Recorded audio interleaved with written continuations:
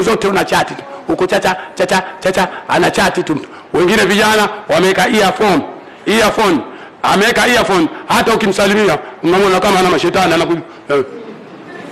Hajui kama kasalimiwa, lakini anatazama mdomo wa mwenziwe tu. Pengine labda linaambua mshenzi mkubwa na yeye ndio. Halitambui linafanya nini. Wamekuwa weupe mara moja ndugu zetu maskini, tunawasikitikia. Jamani, nyemshakuwa weupe mara ile. Mara moja wamekuwa weupe. Wakiulizwa, tunapata taarifa kwamba wanaume wanapenda wanawake weupe. Mbona mpaka leo hujaolewa na weupe wako? Kama wangekuwa wanaume kweli wanapenda wanawake weupe. Weupe wenyewe huo. Weupe huo. Hana walokuwa weupe mbona hawautamani weusi? Jamani, viroja hivi. Na nyie mlokuwa weupe, hebu tamaneni mutamani weusi. Tena kuna sera hizo wanasema.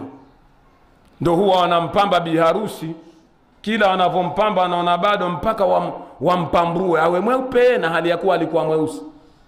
Wanasema poda mtu mweusi huwa haimkai, kuna poda hizo mtu mweusi huwa haimkai. Tunakusikieni? Kuna poda gani hiyo mtu mweusi haimkai? Hujamkuta mtu mweusi akaweka lotion anavong'ara kama jongo. Haya, vijora sare gani? Nani atakuwa mwende kuchukua vijora? Nani anajitokeza pale? Mie mtu. Haya, mie nitakuwa kazi yangu kwenda kutizama kitambaa kipi kinatufaa kwa mujibu wa rangi zetu tulokuweko hapa. Hebu wewe rangi yako nkuone.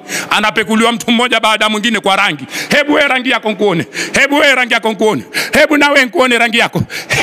Wewe mimi naona hapa vijora vile vya chui ndio vitatufaa kwa kutokana na rangi zetu, maana sote tumefifia si weupe sana. Kwa hivyo harusi tukivaa vile vya chui, mtu yuko kule anatuona tumekaa uzuri. Mmekaa uzuri, mnakwenda motoni. Mmekaa uzuri mpate mwende motoni. Tunasema hivyo. Nioneni napenda kunanga, nioneni labda napenda kufuja, lakini haya tutayakuta. Leo sisi tumekuwa na maskani kubwa sana. Njoo bwana tufungane alafu tutakwenda kuswali. Hawalikuwa hawachanganyi mambo yao hawa. Njoo tutizame game kwanza alafu tutakwenda kuswali.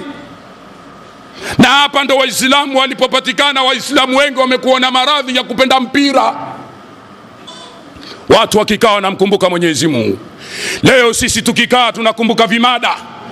Leo mtu anakaa kitako anamkumbuka kimada yake, anachezea simu kakaa kitako. Sio kwamba amtaje Mwenyezi Mungu au amkumbuke Mwenyezi Mungu, anachezea simu. Na sijamuona siku nyingi, ngoja nimpige, sijui nitampata. Nagonga miskoli kwanza. Gonga miskoli, ujue kama miskoli hiyo unaogonga mlango wa motoni. Sawa? Si unagonga miskoli wewe? Umwite demu wako, umwite kimada chako. Sema mie kidume wewe. Kina mama kama hawa, wenye waume kama hawa tunawaonea huruma. Alafu ansema nina matatizo ya nguvu za kiume. Wewe una matatizo mpaka ya nguvu za akili.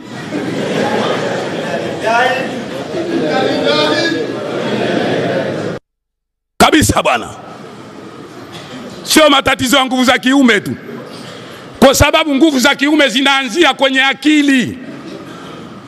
Ikiharibika akili, nguvu za kiume hazipo.